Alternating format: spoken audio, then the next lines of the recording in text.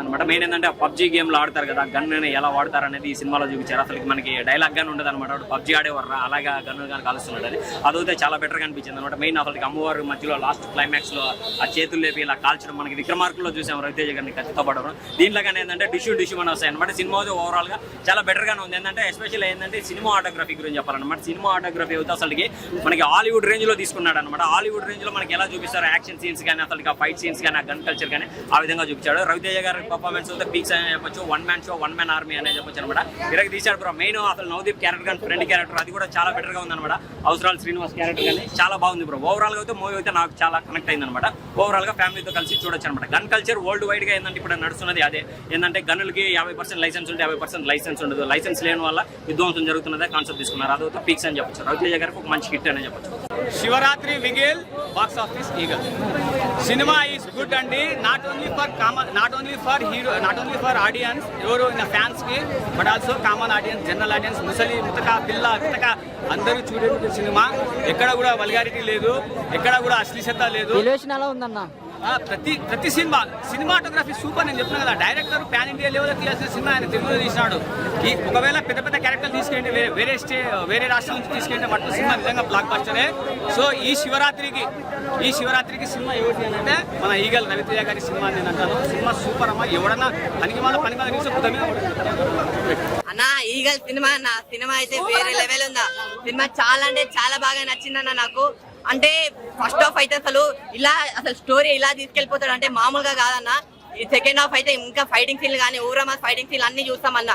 అంటే రవణని ఇప్పుడు వరకు చూసినదంతా పక్కన పెడితే ఈ సినిమాలో కొత్త రవణ చూస్తామన్నా. ఎందుకంటే రవణ స్టైల్ కానీ, లుక్స్ కానీ, పర్ఫార్మెన్స్ కానీ, యాక్షన్ కానీ, ఫైటింగ్ సీన్లు కానీ అంత ఆ రేంజ్ లో ఉన్నాయి. నాకు అంత బాగా అనిపించిండు. సో అందరూ అసలు మెసేజ్ లేదంటారు కదా, ఒక మంచి మెసేజ్ ఉంది. గన్స్ గురించి కానీ, ఆ స్టడీస్ గురించి కానీ, కాటన్ గురించి కానీ ఒక మంచి మెసేజ్ ఉంది. సో నాకు ఎందుకంటే అంత బాగా నచ్చింది. సో మీరు అందరికి చెప్తున్నారు కదా, సో సినిమా చూడండి. నవదీప్ గారి రోల్ కూడా ఒక మంచి సపోర్టింగ్ రోల్ మంచిగా ఉంది. నెక్స్ట్ హీరోయిన్ ఇద్దరు హీరోయిన్స్ మామూలుగా కాదు భయ్య. హీరోయిన్స్ అంటే నాకు గుర్తొచ్చేది ఒకటి యాపిల్ పైనుంచి పడితే ఎవరైనా న్యూటన్ గుర్తొస్తాడు, కానీ ఇప్పటి నుంచి రవణ గుర్తొస్తాడు. అంటే ఇలా షూట్ చేసిన వెంటనే ఆ పైనాపిల్ కాస్త కింద యాపిల్ పట్టుకుంటది. హీరోయిన్ పైనాపిల్ కాస్త కింద యాపిల్ పట్టుకుంటది. ఆ సీన్ అయితే నాకు చాలా బాగా నచ్చింది. హీరోయిన్ ఈరోజు పట్టుకుంటది యాపిల్ లో. సో వేరే లెవెల్ ఉంది. సో మీరందరూ చూడండి సినిమా. లాస్ట్ ఒకటి చెప్తా, ఈ సినిమాని ఎలాంటి వాళ్ళు చూడాలంటే పిల్లలు, పెద్దోళ్ళు, పెళ్ళికాను, లవర్నో బ్రేకప్ అయిన ఆఖరికి ముసలోళ్ళు కూడా వచ్చి చూడండి సినిమా. అంత ఎంజాయ్ చేస్తారు. Thank you. ఇప్పుడే ఈగల్ సినిమా చూసిన. సినిమా అయితే సూపర్ ఉంది, బాగుంది సినిమా. అంటే యాక్షన్, ఎలివేషన్స్, ఫైట్ సీన్స్ కోరుకునే వాళ్ళకి మూవీ ఒక బూస్టర్ అన్నట్టు. పబ్జీ లవర్స్ కూడా మూవీ బాగా నచ్చుతుంది. ఆ లెవెల్ ఉంది మూవీ అయితే. నాకు అదే నచ్చింది. అమ్మవారు ఫైట్ సెకండ్ హాఫ్ లో వస్తాయి క్లైమాక్స్ ముందు.